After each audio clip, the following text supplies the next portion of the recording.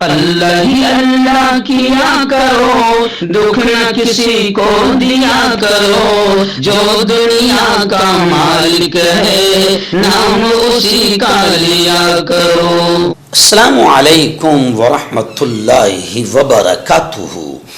नाज़रीन, इस्तक़बाल है, स्वागत है आपका viral news live studio Jalgaon, Maharashtra, India में। मैं आपका मेज़बान मुफ्ती मोहम्मद हारून नदवी। आइए प्यारे मुल्क भारत की बहुत ही ख़ास बड़ी 10 अहम खबरों पर नज़र डालते हैं। लेकिन सबसे पहले मैं अपील करूँगा कि जो साथी नए हैं और अभी तक इस बेबाक सच्चे चैनल से जुड़े नहीं हैं, अगर आप चाहते हो कि आपको मुल्क भारत की और पूरी दुनिया की सही और सच्ची खबरें देखने और सुनने को मिले, तो फिर आप इस चैनल से जुड़ जाइए। सब्सक्राइब कर लीजिए हमारे इस चैनल को, बेल आइकॉन घंटी के बटन को दबा दीजिए ताकि हमारी हर वीडियो, हर खबर आपको आपके मोबाइल पर मिल सके।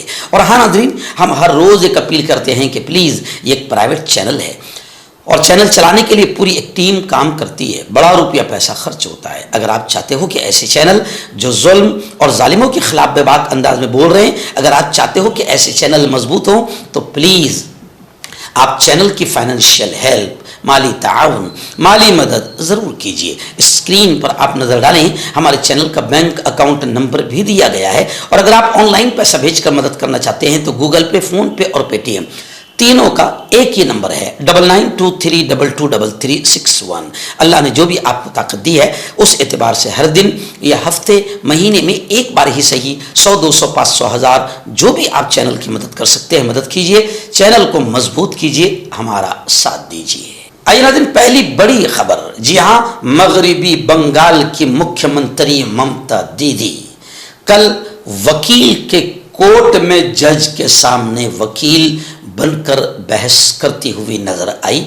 बड़ा अच्छा लगा, बड़ी खुशी हुई। जी हाँ, क्योंकि बताया जा रहा है कि दीदी खुद लॉ वकालत की डिग्री लिए हुए हैं। यहाँ तो मुल्क का पीएम जो है वो कितना पढ़ा लिखा है आप खुद जानते हैं। आपने उनकी खुद की वीडियो सुना होगा, वो कितने पढ़े लिखे हैं। हमें खुशी है कि बंगाल के मुख्यमंत्री एक वकील है, लॉ की डिग्री लिए हुए हैं और उन्होंने अपने जनता की सेवा में बाकायदा कोट पहन लिया। और जिस तरीके से मोदी सरकार बदमाशी कर रही है और SIR के जरिए से मुल्क की जमहूरियत पर हमला कर रही है और सेकुलरिज्म का कत्ल कर रही है, उसके खिलाफ जमहूरियत के तहफ़्फ़ुज़ का मुतालबा करते हुए ममता दीदी सुप्रीम कोर्ट में बहस करती हुई नजर आई। दीदी के जज ने फरियाद सुनी और SIR मामले पर इलेक्शन कमीशन को नोटिस जारी करने की यकीन दहानी कराई गई। ममता दीदी ने खुलकर ये बताया कि हालात क्या है और सत्ता क्या करना चाहती है और किस तरीके से इलेक्शन कमीशन के साथ मिलकर नरेंद्र मोदी घोटाले कर रहा है। बड़े खुलकर, बड़े प्यारे अंदाज में दीदी ने बहस की और यूं समझिए कि लोगों के दिलों पर छा गई। आइए नाज़रीन, दूसरी बड़ी खबर। जी हाँ, आप जानते हैं कि पार्लियामेंट में क्या चल रहा है, राज्यसभा में क्या चल रहा है और मुल्क में क्या चल रहा है। पार्लियामेंट में मोदी सरकार, एक तो नरेंद्र मोदी कभी हाजिर होते नहीं, हाजिर हुए तो कैसे हाजिर होते वो भी सब आपको मालूम है। पार्लियामेंट में बाकायदा बीजेपी सरकार अपोजिशन लीडर को बोलने देना नहीं चाहती। अपोजिशन लीडर जो ही खड़े होते हैं राहुल गांधी, तो ऐसा लगता है कि अमित शाह और नरेंद्र मोदी और बीजेपी सरकार के तन बदन में मिर्ची और आग लग जाती है। तो राहुल गांधी को बोलने नहीं दिया जा रहा है। इसी को लेकर बड़ी खबर आ रही है कि माननीय शरद जी पवार ने अपोजिशन लीडर राहुल गांधी का सपोर्ट किया, उनकी हिमायत की, उनका समर्थन किया और कहा कि अपोजिशन लीडर राहुल गांधी को बोलने से नहीं रोकना चाहिए। एक तो नरेंद्र मोदी कभी मीडिया के सामने आते नहीं, कभी जनता के सामने आते नहीं, लोगों की सुनते नहीं, मीडिया के किसी सवाल का जवाब देते नहीं। और एक तरफ राहुल गांधी अगर देश की समस्याओं को रखना चाहते हैं तो उनको बोलने नहीं दिया जा रहा है। यानी तानाशाही, हिटलर शाही और यूं समझे कि नाजीइज्म के अंदाज में पार्लियामेंट चलाई जा रही है। आइए दिन केरला से बड़ी खबर आ रही है। जी हाँ, केरला असेंबली ने केंद्र सरकार यानी मोदी सरकार पर बड़ा हमला किया और हुकूमत से कहा कि केरला के साथ इम्तियाजी सुलूक खत्म किया जाए। केरला की असेंबली में तमाम मेंबरान असेंबली ने केंद्र सरकार पर यह सीधा इल्जाम लगाया कि केंद्र सरकार केरला के साथ में सौतेला सलूक कर रही है, दोगलापन कर रही है। एक्चुअल में आप जानते हैं कि केरला में फुल 100% लोग वेल एजुकेटेड है, वहाँ कोई गोबर भक्त नहीं है, वहाँ कोई अंधभक्त नहीं है, वहाँ हिंदू मुसलमान का लफड़ा नहीं है, वहाँ मंदिर और मस्जिद का झगड़ा नहीं है। वहाँ पर बीजेपी को यूँ समझिए कि लोग लात मारते हैं, बीजेपी को देखना पसंद नहीं करते। वो जानते हैं कि बीजेपी मुल्क में अंग्रेज वाली नापाक शैतानी चाल चल के हिंदू मुसलमानों को लड़ा रही है, तो बीजेपी को वहाँ केरला में जीतने नहीं दिया जाता है, बल्कि आने ही नहीं दिया जाता है। तो केरला के साथ में केंद्र सरकार सौतेला सलूक कर रही है, जबकि टैक्स वगैरह पूरा वसूल कर रही है। इसलिए केरला असेंबली ने केंद्र सरकार पर बड़ा हमला करते हुए कहा कि इम्तियाजी सलूक खत्म किया जाए और केरला की हकीकी जरूरियात को नजरअंदाज न किया जाए। और असेंबली में बताया गया कि अभी जो केंद्र सरकार ने जो बजट पेश किया है उसमें केरला के साथ सौतेला सलूक किया है और केरला को नजरअंदाज किया है। दिन पार्लियामेंट की एक और बड़ी खबर आ रही है। जी हाँ, अराकीन पार्लियामेंट को सस्पेंड किया जाना, मुअत्तल किया जाना और बहस से बाहर निकाल दिया जाना, ये केंद्र सरकार की बीजेपी की नापाक साजिश होती है। कई अराकीन पार्लियामेंट को सस्पेंड किया गया, जिसको लेकर गुज़िश्ता कल कांग्रेस ने जोरदार अंदाज में एहतजाज किया, आंदोलन किया और कहा कि इन हथखंडों से हमारी आवाज को दबाया नहीं जा सकता।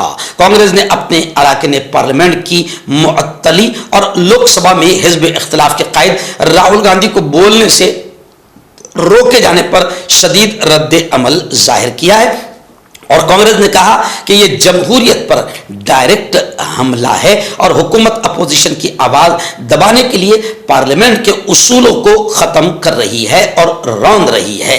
कांग्रेस के मुताबिक लोकसभा में जब राहुल गांधी ने मुल्क की खारिजा पॉलिसी और चीन से मुताल्लिक उमूर पर इजहार ख्याल करना चाहा तो सत्ताधारी पार्टी के अराकीन ने हंगामा शुरू कर दिया। यानी चीन किस तरीके से घुस गया है इस पर राहुल गांधी को बोलने नहीं दिया जा रहा है, क्योंकि लोगों के सामने पोल खुल जाएगी। आइए बड़ी खबर आ रही है। जी हाँ, गुज़िश्ता कल लोकसभा में जबरदस्त हंगामा हुआ। हंगामा इतना जबरदस्त कि वज़ीर आज़म नरेंद्र मोदी तकरीर नहीं कर सके, क्योंकि उनको तकरीर की आदत है, भाषणबाजी, जुमलेबाजी, फेकम फाक, कोई काम की बात नहीं। आखिर गुज़िश्ता कल अपोजिशन ने उन्हें तकरीर भी नहीं करने दिया। अपोजिशन ने कहा कि उनके पास जवाब नहीं, इसलिए वो नहीं आए, यानी आया ही नहीं और पहले ही हंगामा, कार्रवाई दिन भर के लिए मुलतवी हो गई। पार्लियामेंट में जारी बहस और इजलास के दौरान जबरदस्त हंगामा देखने को मिल रहा है। खासतौर से लोकसभा में गुज़िश्ता 2 दिनों में हंगामे की वजह से कई बार कार्रवाई मुलतवी हुई और गुज़िश्ता कल तो वज़ीर आज़म मोदी की मुकर्रर करदा 5 बजे की तकरीर भी नहीं हुई और ये आया ही नहीं नरेंद्र मोदी। जी हाँ, तो इसलिए अपोजिशन ने कहा कि मोदी के पास में जवाब ही नहीं है, इसलिए वो आए ही नहीं, ना मीडिया के सामने आते हैं, न लोकसभा में आते हैं, न पार्लियामेंट में आते हैं। नाज़रीन, मुंबई के पालघर से बड़ी खबर आ रही है। जी हाँ, पालघर में बड़ा क्रैकडाउन किया गया। पुलिस ने जबरदस्त छापेमार कार्रवाई की और ताज्जुब करेंगे आपके इस कार्रवाई में नाला सोपारा सिर्फ एक इलाके से तकरीबन 109 नाइजीरियन शहरी हिरासत में लिए गए, गिरफ्तार किए गए और इन नाइजीरियन शहरियों के पास से तकरीबन 2 किलो कोकीन यानी नशा की खतरनाक पदार्थ बरामद हुई है। यानी आप समझ सकते हैं कि नशे का कारोबार कितने बड़े पैमाने पर मुंबई में और महाराष्ट्र में चल रहा है। सिर्फ एक इलाका नाला सोपारा से 109 नाइजीरियन शहरियों को गिरफ्तार किया गया, जिनके पास से 2 किलो कोकीन यानी लाखों करोड़ों रुपए की कोकीन बरामद हुई है।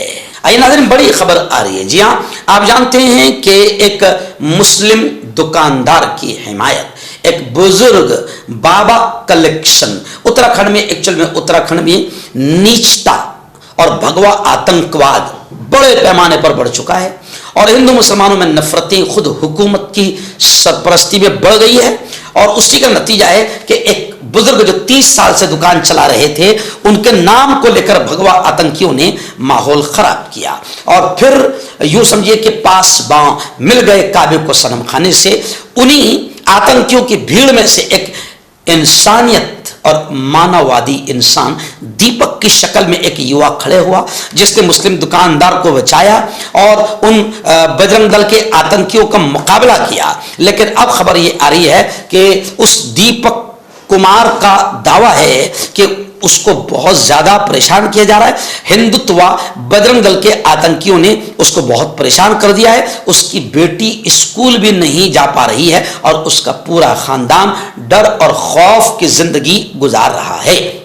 इसलिए हम कहते हैं कि दीपक कुमार जैसे इंसानियत नवाज युवाओं की इस देश को जरूरत है और देश के हर सेकुलर इंसान ने, चाहे वो किसी जात और धर्म का हो, आगे बढ़कर दीपक कुमार का हर तरह से सपोर्ट करना चाहिए। और उत्तराखंड की बदमाश पुलिस भी किस तरीके से हुकूमत के इशारे पर और बजरंग दल के आतंकियों के इशारे पर दीपक कुमार को ही परेशान कर रही है, ये आपको और हमको समझना पड़ेगा।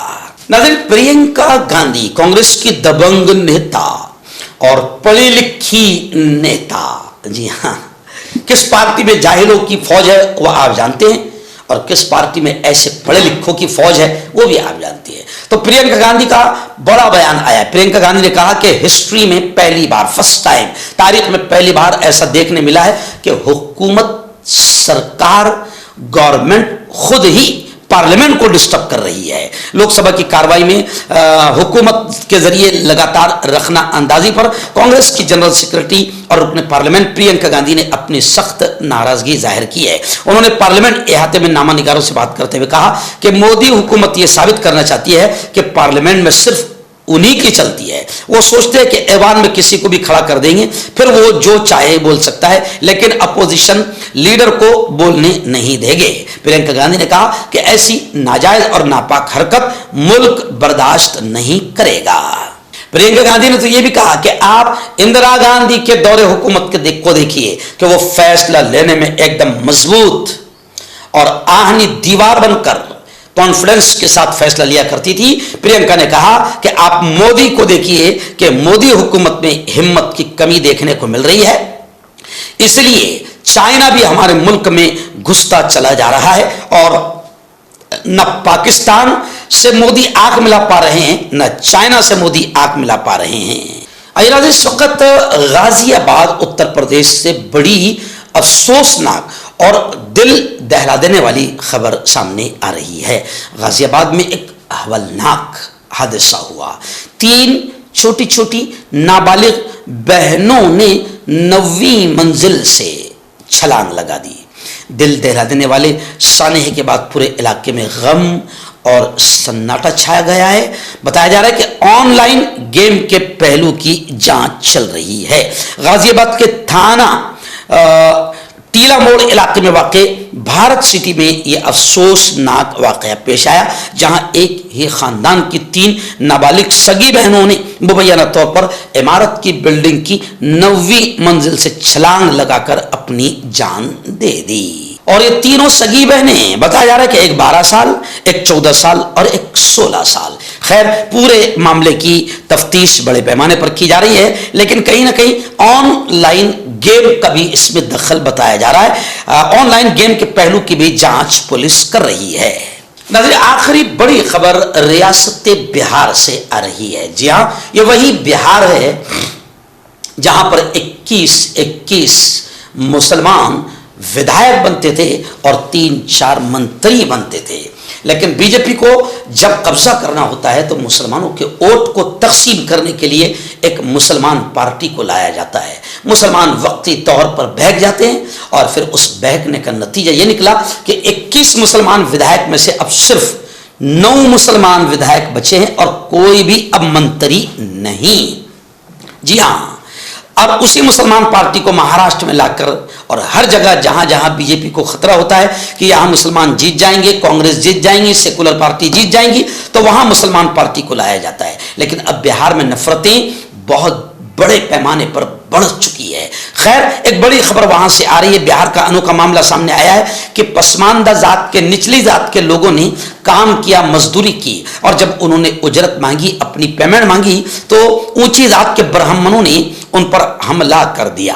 खैर, गांव के तमाम ब्राह्मणों के खिलाफ FIR दर्ज कर ली गई है और 12 लोगों को गिरफ्तार भी कर लिया गया है। नाज़रीन, 3 फरवरी 2026 को रियासत कर्नाटक के बेलगाम जिला का एक गांव है बोरगांव। बोरगांव में दारुल उलूम रहमानिया का सालाना इजलास 3 फरवरी की रात हुआ। 4 बच्चे हाफिज कुरान बने, उनका तकरीब ख़त्म कुरान की मजलिस सजाई गई और फिर हमारे हाथों से उन बच्चों को दस्तार बांधी गई, पगड़ी बांधी गई और उन्हें सनद दी गई। दारुल उलूम रहमानिया का सालाना इजलास बे इंतहा कामयाब रहा। हजारों की तादाद में आसपास के गांव के लोगों ने शिरकत की। बड़ी तादाद में औरतें भी थी। इंतज़ाम बड़ा प्यारा था। औरतों के लिए भी मुस्तकिल बेहतरीन इंतज़ाम था, मर्दों के लिए भी इंतज़ाम था और मुकर्रर खुसूसी के तौर पर मुझे वहाँ पर बुलाया गया था। दारुल उलूम रहमानिया के इस इजलास में बाकायदा स्कूल की तालीम की बात भी की गई और स्कूल की बुनियाद की बात भी की गई। वहाँ पर दारुल उलूम रहमानिया में अल्हम्दुलिल्लाह स्कूल की तालीम भी दी जाती है। इस मौके पर मैंने अपनी तकरीबन 1.5 घंटे की तफसीली तकरीर में दीन के इल्म की अहमियत, मदारिस की अहमियत पर गुफ्तगू की और साथ ही साथ असरी उलूम, दुनियावी इल्म और स्कूली तालीम की अहमियत को बयान करते हुए मैंने उस तकरीर में कहा कि अगर स्कूल हमारे होंगे तो हमारे बच्चे हमारे हाथ में होंगे और हम उनको दीन और ईमान की तालीम के साथ साइंस, मैथमेटिक्स और दुनिया की तालीम भी हम उनको दे सकेंगे। और गैरों के हाथ में जब हमारी नस्ल जाएगी तो आप जानते हैं कि माहौल कितना खतरनाक चल रहा है। हमारी बेटियों को, हमारे बच्चों को इर्तिदाद से अगर बचाना है और उनके ईमान और इस्लाम की हिफाजत के साथ उनको आगे तालीम देना है तो फिर मुसलमानों की खुद की स्कूलें होना बहुत ज़रूरी है। खैर, ये प्रोग्राम बेहद कामयाब रहा, बड़ा ही कामयाब रहा। बोरगांव का ये इजलास जिसमें हज़ारों लोगों ने शिरकत की और फिर जब मैंने अपील की लोगों से ताउन की, चंदे की, तो बड़ी तादाद में हर आदमी ने तकरीबन 3-3 हज़ार रुपये लिखाए और बच्चों की तालीम के इंतज़ाम में मदरसे का ताउन बहुत बड़े पैमाने पर किया। मैं उनका दिल की गहराइयों से शुक्रिया अदा करता हूँ। ये प्रोग्राम बेइंतहा कामयाब रहा। और एक ख़ास बात मैं आपको बता दूँ कि इस प्रोग्राम में ख़ास बात ये रही कि वहाँ से एक 7 या 8 किलोमीटर पर, बोरगांव से 7 या 8 किलोमीटर पर एक गांव है सदलगा। सदलगा में वहाँ के जो सदर है, चेयरमैन हैं, उन्होंने मुझे अपने गांव लेकर गए। वहाँ पर एक बहुत बड़े अल्लाह वाले की मज़ार है, हज़रत ख्वाजा शमशुद्दीन शमना रहमतुल्लाहि अलैह, इस नाम से वो जाने जाते हैं और ये दरगाह बहुत बड़ी जगह पर कायम है।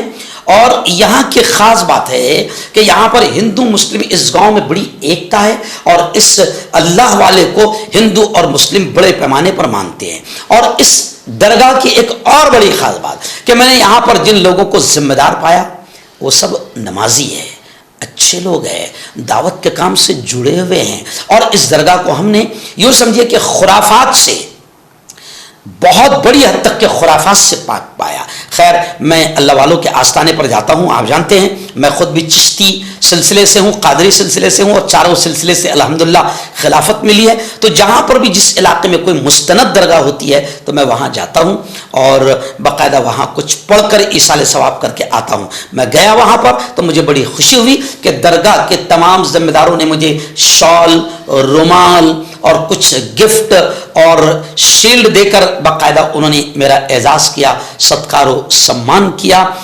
मुझे बड़ा अच्छा लगा। मैं दरगाह के तमाम जिम्मेदारों का, मैं नाम तो नहीं जानता हूँ लेकिन स्क्रीन पर आप देख रहे हैं, मैं दरगाह के तमाम जिम्मेदारों का दिल की गहराइयों से शुक्रिया अदा करता हूँ। और उन्होंने कहा कि बहुत जल्द हम अपने गाँव में राष्ट्रीय एकता, हिंदू मुस्लिम एकता पर दरगाह कमेटी की जानिब से प्रोग्राम लेंगे। मैं दुआएं करता हूँ कि अल्लाह ताला उनकी इन मेहनतों को कबूल फरमाए। आइए सुनते हैं इस मौके पर मैंने क्या कहा। मर्दाना ताकत हासिल करे 72 घंटों के अंदर, वो भी जड़ी बूटियों द्वारा। हकीम याकूब खान से कांटेक्ट करें, जो कि 75 सालों से हिकमत कर रहे हैं। इसके अलावा जोड़ों में दर्द, गुर्दों में पथरी, शुगर, खुजली, ल्यूकेरिया का गारंटी से इलाज किया जाता है। अभी कांटेक्ट डॉक्टर अली, जो कि एक सेक्सोलॉजिस्ट बीओएमएस डॉक्टर हैं, सेक्स की सभी समस्या के लिए संपर्क करें। इसके अलावा नसों का दर्द, जोड़ों का दर्द, गठिया वाई का पक्का इलाज किया जाता है। बवासीर खूनी हो या मस्से वाली हो, जड़ से खत्म हो जाती है। शुगर बिना परहेज, बिना अंग्रेजी दवाइयों के गारंटी के साथ बिल्कुल खत्म हो जाता है। धात रोग या नाइटफॉल, इसके लिए भी आप हमें कांटेक्ट करें। हकीम फरीद, पुरानी से पुरानी बीमारी का जड़ से इलाज, वो भी 72 घंटे के अंदर। जैसे जोड़ों का दर्द, कमर दर्द, मर्दाना ताकत, लिकोरिया, शुगर कितनी ही बड़ी हुई हो 3 दिन में नॉर्मल। इसके अलावा बवासीर खूनी हो या मस्से वाली, बालों का झड़ना, बालों में कीड़ा लगना, खुजली, तिल, मस्से, आंखों के ऊपर की चर्बी, वजन कम करना, वजन बढ़ाना, अभी कांटेक्ट।